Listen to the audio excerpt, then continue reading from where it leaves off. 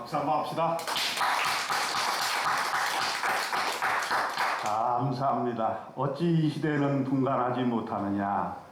오늘 이 제목으로 말씀드리겠습니다. 누가복음 12장 56절에 외식하는 자여 너희가 천지의 기상은 분간할 줄 알면서 어찌 이 시대는 분간하지 못하느냐. 제가 요즘 새벽 기도의 영상을 띄우면서 여러분 카톡으로 오는 거는 사진이 안 오겠지만은 실시간으로 가는 영상에는 하늘과 구름에 있는 사진들을 주로 이렇게 앞에 찍어서 내보냅니다. 혹시 여러분들 실시간 보시는 분들 한번 보세요. 계속 하늘을 찍는데 지역마다 하늘이 다르고 또 구름이 달라요. 그래서 참 신기하다 그런 생각을 해요. 제가 아침 새벽 기도를 마치고 이렇게 걷기를 하는데 걸으면서 가끔 하늘을 이렇게 찍는데 저와 똑같은 사람이 있더라고요. 어떤 사람이 계속 하늘을 이렇게 찍는 사람이 있더라고요. 그래서 되게 반갑더라고. 이렇게 좀 대화를 나누고 싶은데 다들 바쁘게 지나가시는 분들이라서 대화는 못 나가는데 어쨌든 예수님께서 오늘 뭔가 중요한 말씀을 하시면서 우리가 천지의 기상은 구분을 한다. 먹구름이 이렇게 막 몰리고 구름이 이렇게 있게 되면 곧 비가 오겠구나. 그래서 나갈 때 우산이라도 가지고 나가야지 이런 생각을 하게 되고 또 성경에 보면 남풍이 불게 되면은 이 더위가 오겠구나.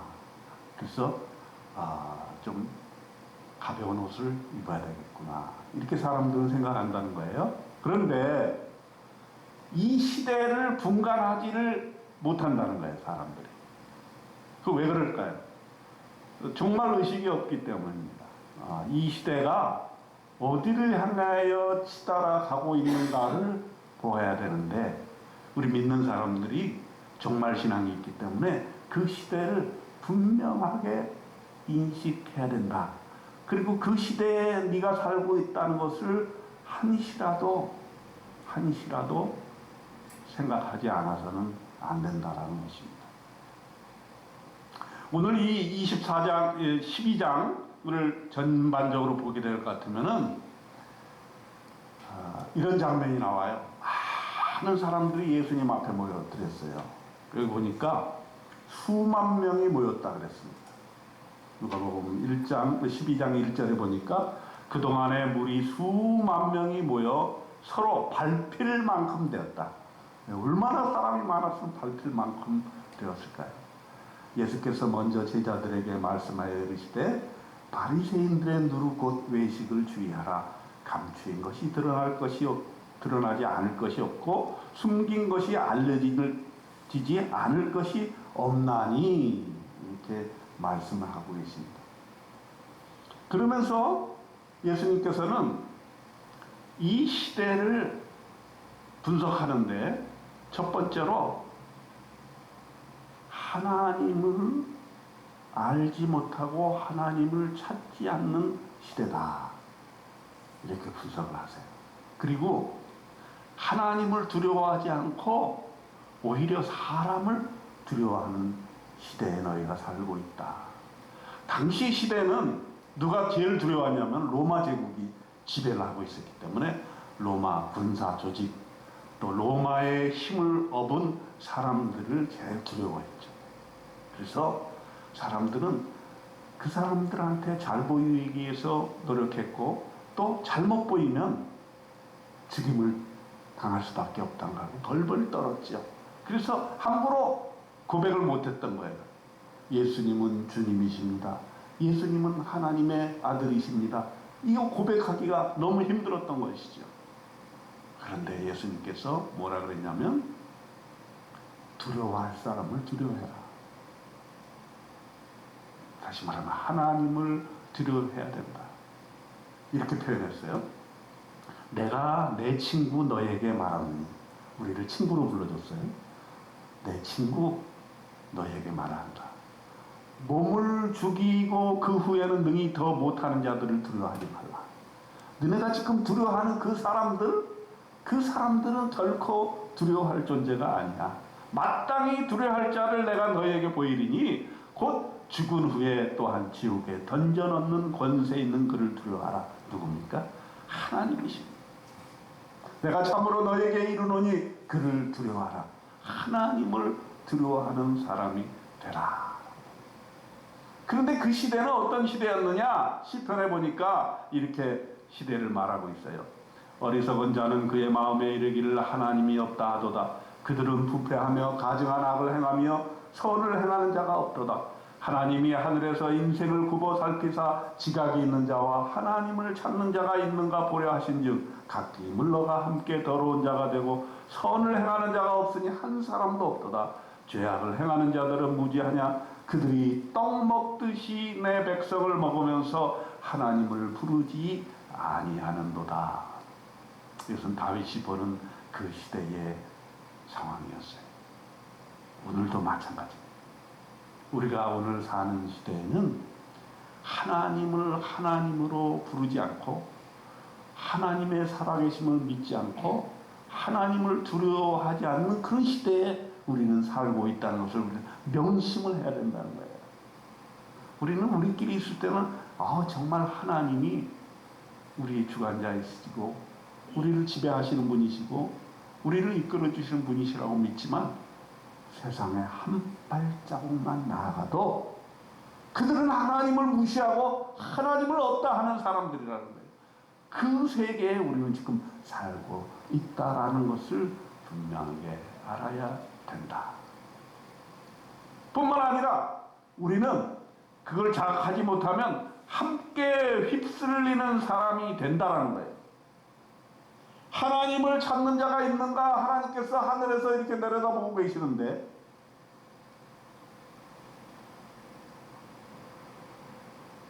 하나님을 찾는 자가 많지 않고 오히려 세상 사람들에 휩쓸려서 돌아다니는 사람들이 많다라는 거예요. 함께 더러운 자가 된 사람이 많고 선을 행하는 자가 없으니 한 사람도 없다라는 거예요. 참 매정한 평가다 이런 생각합니다. 우리가 예수 믿고 우리는 좀 선한 일을 행하기 위해서 많이 노력합니다. 근데 하나님이 위에서 보실 때는 선을 행하는 자가 없더니 한 사람도 없도다 이렇게 매정한 평가를 내리시고 계시는 것입니다. 이런 사회에 우리는 살고 있다라고 하는 것이죠. 그래서 우리는 믿음 안에서 나는 그렇게 살지 않겠다라고 하는 그런 결심이 있어야 될 것 같아요. 네. 우리 한국 사람의 특징 중에 하나는 누가 뭐 좋다 그러면 막 거기에 휩쓸려 가는 특성이 있어요. 막 몰려들어요, 사람들. 근데 신앙의 세계는 또 그런 면이 오히려 도움이 안 되는 경우가 있어요. 세상 살 때, 세상 사람들이 이렇게 몰려갈 때에 나는 아니다. 나는 그렇게 살지 않겠다. 라고 하는 사람들이 필요하다는 것이죠. 그게 종말적인 사고입니다. 정말 귀하고 정말 위대한 가치가 무엇인가? 정말 진리가 무엇인가를 우리가 생각하면서 살아야 된다는 것인데 이 세상은 그런 시대가 아니라고 하는 것입니다. 그러면서 또 예수님은 또 비유를 내시면서 이 시대는 어떤 시대냐? 물질에 대해서 말씀하시고 있어요. 물질 신을 섬기는 시대에 우리가 살고 있다. 비유를 두 가지를 얘기하세요. 하나는 유산 얘기를 하세요. 유산. 무리 중에 한 사람이 이르되 선생님 내 형을 명하여 유산을 나와 나누게 하소서 하니 이르시되 이 사람아 누가 나를 너희의 재판장이나 물건 나누는 자로 세웠느냐 하시고 그들에게 이르시되 삼가 모든 탐심을 물리치라. 사람의 생명이 그 소유에 넉넉한 데 있지 아니하리라.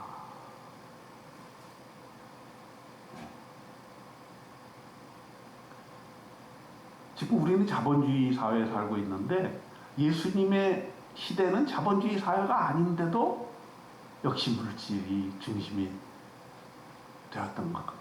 인간이 있는 어느 곳이든지 다 물질이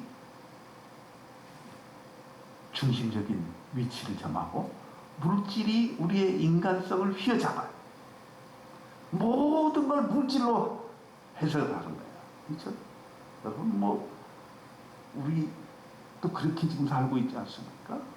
물질에 의해서 휘둘리고 물질에 내 마음이 가고 물질로 내 인생을 평가하려고 하는 그런 생각이 우리 마음속에 있다는 거예요. 그런데 믿음이라는 것은 거기에 반기를 내세우는 거죠. 우리가 믿는다고 해서 물질 없이 살 수 있다는 얘기는 아닙니다. 그러나 물질에 의해서 그것이 신처럼 우리가 물질을 숭상하고 그 물질에 휘둘려서 살게 되었을 때 우리 인간이 얼마나 비참해질 수 있는가 하는 것을 얘기하고 있는 것입니다.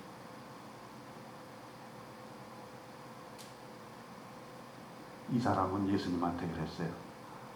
유산 좀 받게 해주세요. 그러니까 예수님이 야, 이 사람아, 내가 그 물건을 나누는 사람이냐? 네 안에 있는 그 탐심을 물리쳐라. 이 사람은 부모가 죽기 전에 그 재산을 갖고 싶은 거야. 그런 마음이 우리 속에 있는 거죠. 그 재산은 사실 자기의 재산이 아니죠. 아버지의 재산인 거죠.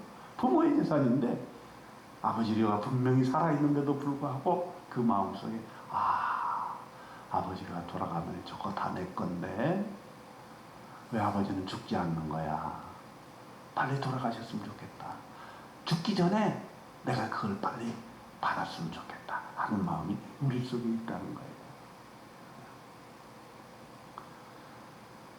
그러면서 비유를 한 가지 더 드세요. 한 부자가 그 밭에 서철이 풍성하게 나왔습니다. 내가 이 곡식을 쌓아둘 것이 없으니 어찌할까? 또 이르되 내가 이렇게 하리라. 내 곡간 지금 있는 것을 헐어버리고 좀 더 크게 짓고 내 모든 곡식과 물질을 거기 쌓아두리라.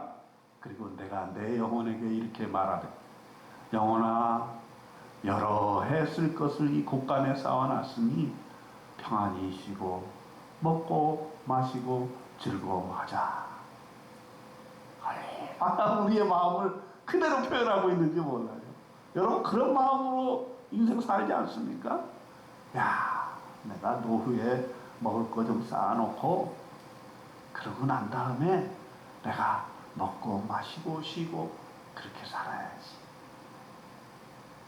우리 모두는 그런 생각을 가지고 살 거예요. 아마도 이 세상에 사는 사람들은 다 그런 생각이 있을 겁니다. 예수님은 그 마음을 꿰뚫어 보신 거예요.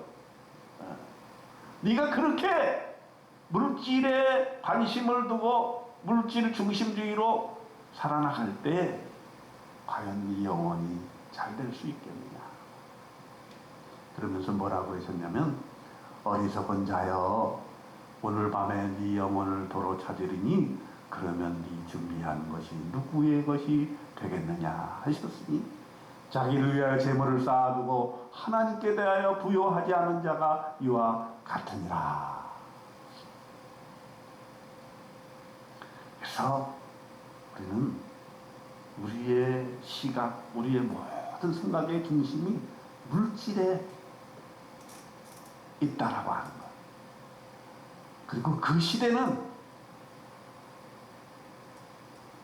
물질 만능의 시대, 물질 신의 시대 속에 우리가 살고 있다라는 것을 예수님은 말씀해 주고 있는 것입니다. 그런데 예수님이 이 말씀하신 건 뭐냐면 내가 그렇게 물질을 신으로 섬기고 살게 될 때 너에게 구원이 있겠느냐 이 말씀이신 것이죠. 물질만으로 살 수 없다는 것을 우리는 알아야 된다. 이 시대가 모든 것을 물질 중심으로 살아나갈 때 너희 믿는 자들은 아니다. 물질이 나를 휘감아올 수는 없다. 이렇게 담대하게 용기 가지고 믿음으로 살 수 있는 사람을 하나님께서 원하고 계시다 하는 거예요. 그 차인표 있지 않습니까? 차인표 막 그 분노의 기설지로 유명해지는 거 차인표. 그 부인이 신애라죠, 신애라. 그 연극인 그 배우 부부 중에서 대표적으로 그 사이가 좋은 부부, 또 좋은 일 많이 하는 부부가 몇 분이 있는데, 그 중에 이제 차인표, 신애라 부부도 굉장히 그 이렇게 좋은 일 많이 하면서 살려고 하는 그런 부부 중에 하나예요. 그런데 이 차인표가 며칠 전에 옥스퍼드 대학에서 편지를 받았어요. 뭐냐면 이 사람이 쓸데없이 또 소설을 하나 썼어. 배우가, 작가도 아닌데 소설을 썼는데 그 소설이 옥스퍼드 그 교수님이 이 책이 너무 좋다. 이 책을 옥스퍼드 대학의 교재로 썼으면 좋겠다라고 편지가 온 거예요. 그래서 차인표도 깜짝 놀라고 주변 사람들도 깜짝 놀란 거야. 이거 뭐 내가 그냥 쓴 건데 어째 이 책을 교재로 쓰겠다고 하는가. 근데 아마도 그 교재의 내용이 사람들의 심금을 올렸던 것 같아요. 그래서 그 옥스퍼드 대학은 여러 가지 칼리지가 이렇게 구성이 되어 있는데 그 칼리지마다 도서관에 그 책을 넣기로 하고 수업 시간에 그것을 주었던 것입니다. 그리고 이제 그러다 보니까 다른 나라에서도 그걸 교재로 쓰겠다고 이렇게 많이들 요청을 하나 봐요. 근데 이제 차인표 얘기를 들어보니까 그 책을 썼던 동기가 하루는 자기 텔레비를 이렇게 보는데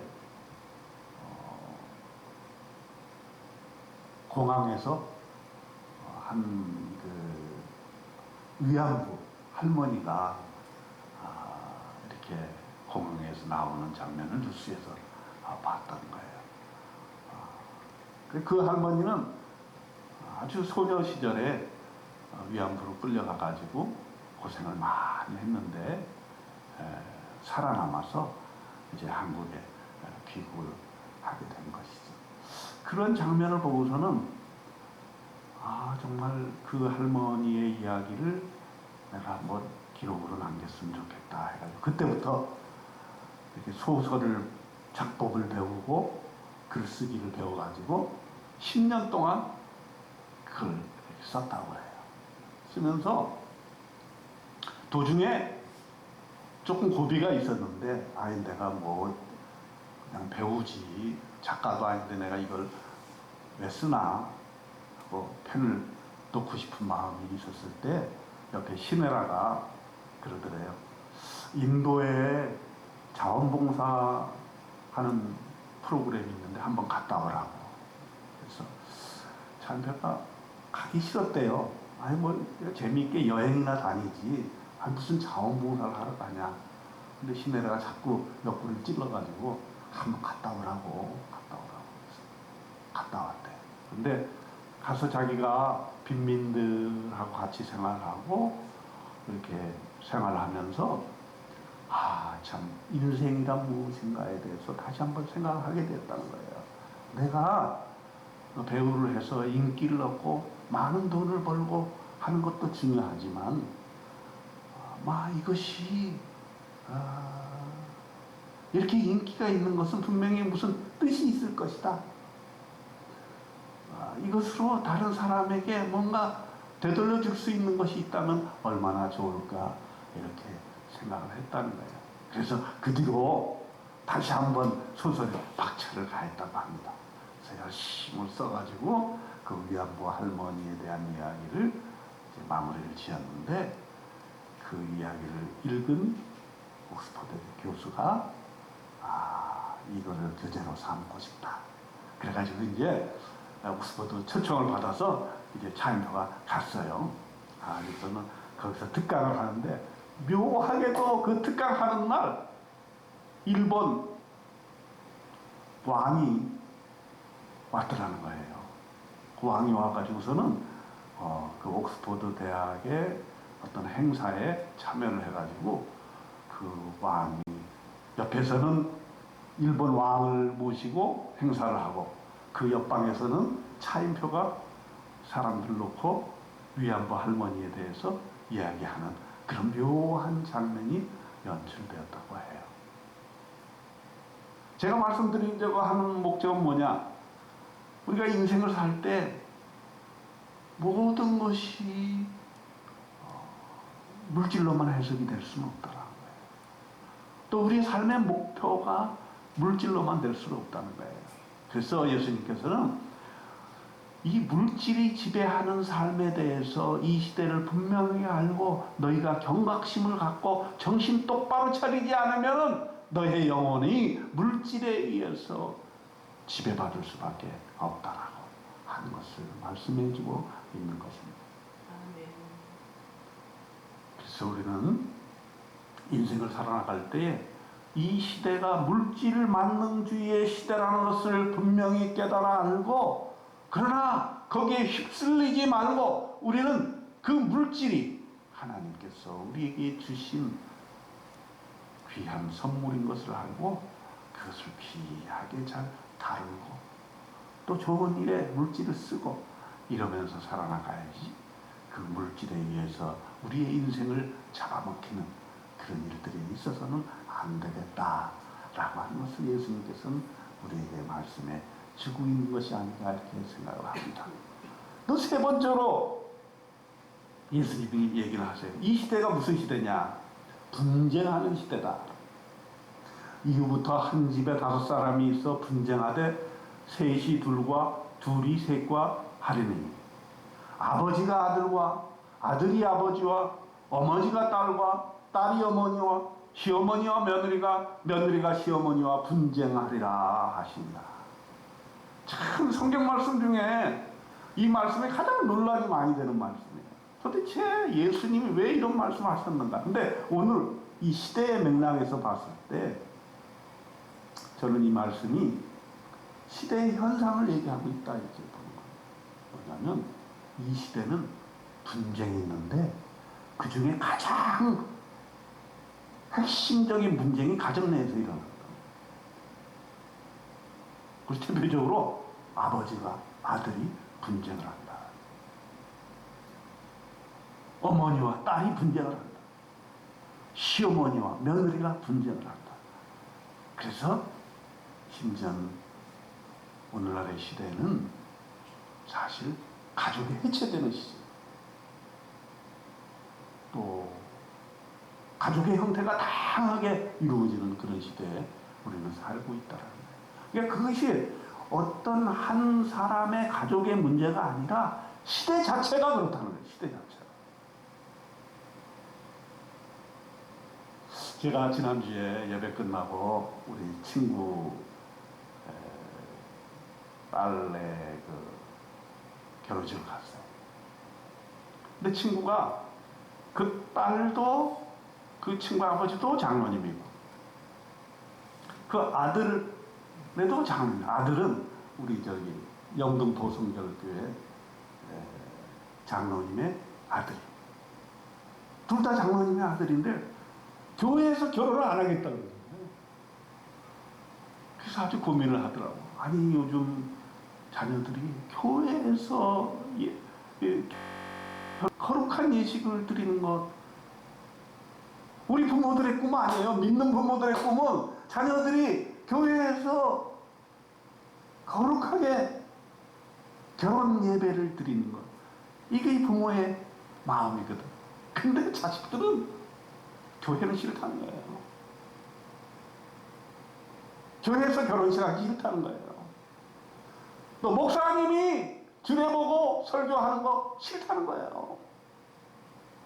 자, 여러분 자녀가 이렇게 나왔을 때 어떻게 하겠습니까?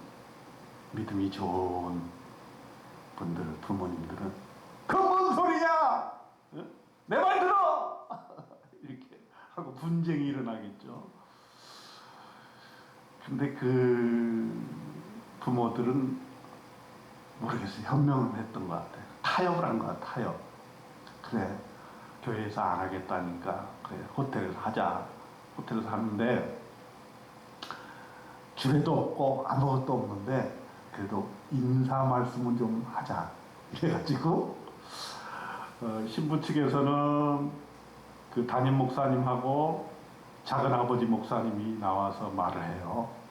근데 그 작은 아버지가 나와서 인사 말씀을 하면서 설교를 다 하더라고. 설교를. 그래서 야, 저분도 참 대단하시다 그런 생각을 했어요. 그리고 신부 아버지가 나와서 이제 인사 말씀을 하는데 이제 뭐 설교 형식은 아니지만 그 자기 어린 딸의 어렸을 때부터 해가지고 이렇게 얘기를 하더라고요. 그 요즘 이제 풍조가 그렇습니다. 풍조가 아무리 예수 믿는 사람도 교회에서 결혼 예식, 결혼 예배를 드리려고 하지 않는다. 이런 상황에서 우리 부모들이 자녀들과 어떻게 화해하면서 살 수 있겠느냐. 이건 시대의 문제라는 거예요, 예수님. 이건 일반 가정 한 사람의 문제가 아니고, 그 자녀가 나빠서의 문제도 아니고, 그 부모가 고집이 세서의 문제도 아니고, 이건 시대의 문제다.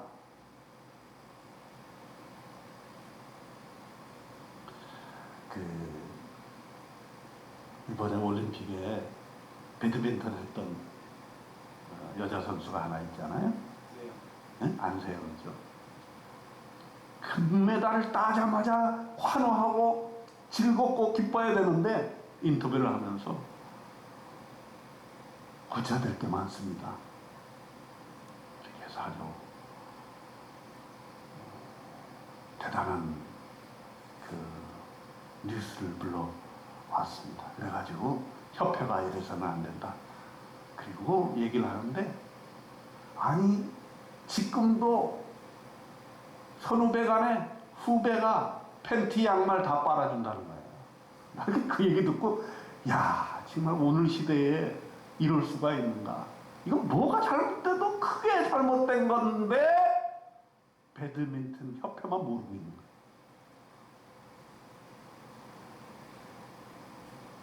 여러분 저는 여기에 우리 예수님이 너 시대를 분간해라 라고 하는 말씀의 핵심이 있다고 봐요.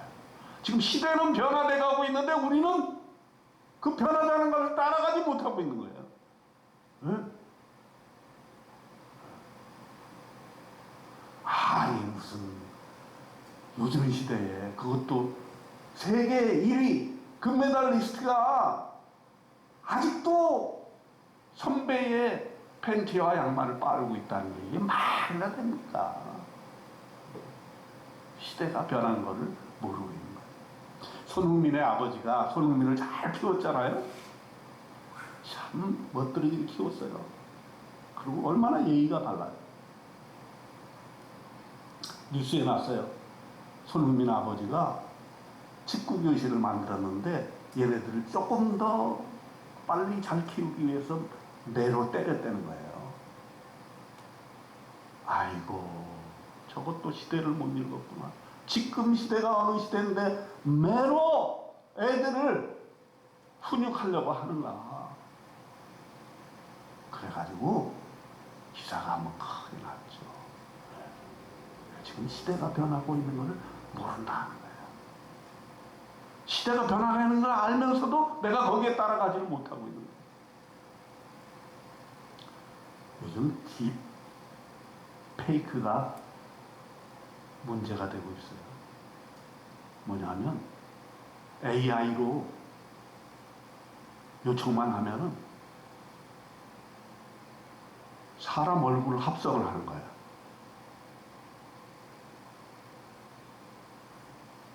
아니 그래가지고 막 이상한 막 동영상에다가 자기 사진을 딱 붙여가지고 막 SNS에 다 퍼뜨리는 거예요. 한국이 지금 57%로 세계 1위랍니다.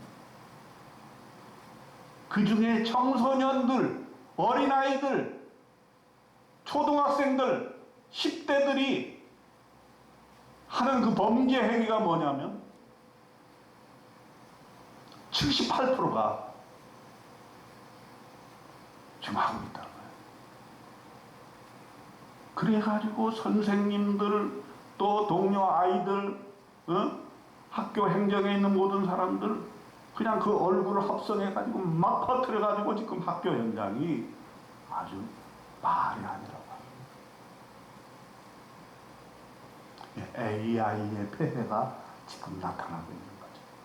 거기에 한국 어린아이들, 한국 청소년들이 너무너무 급속하게 여기에 함몰돼가고 있다는 거예요. 도대체 어떻게 해야 되느냐, 이 시대가 어떻게 가고 있는 것이냐 라고 하는 걸 우리가 뼈저리게 느끼게 되는 거예요. 그러면서 예수님께서는 이런 시대의 징조를 보게 되면은 종말이 가까웠다는 것을 빨리 느껴라. 누가복음 12장 57절에 이렇게 얘기합니다. 또 어찌하여 옳은 것을 스스로 판단하지 아니하느냐. 40절에 허리에 띠를 띠고 등불을 켜고 서 있으라. 그러므로 너희도 준비하고 있으라. 생각하지 않은 때에 인자가 오리라. 이 모든 시대의 징조들은 오늘날의 이 시대가 말세 지말이라고 하는 것을 깨달아 알게 우리에게 징조를 보여주는 것입니다. 우리는 정신을 바짝 차리고 시대가 흘러가는 것을 똑똑히 분간해야 합니다. 사람을 두려워하지 말고 하나님을 두려워하면서 물질신이 난무하는 이 시대에 물질을 제어하면서 분쟁이 심한 이 시대를 길에서 화해하기를 힘쓰는 사람이 되면서 살아가야 한다는 것입니다.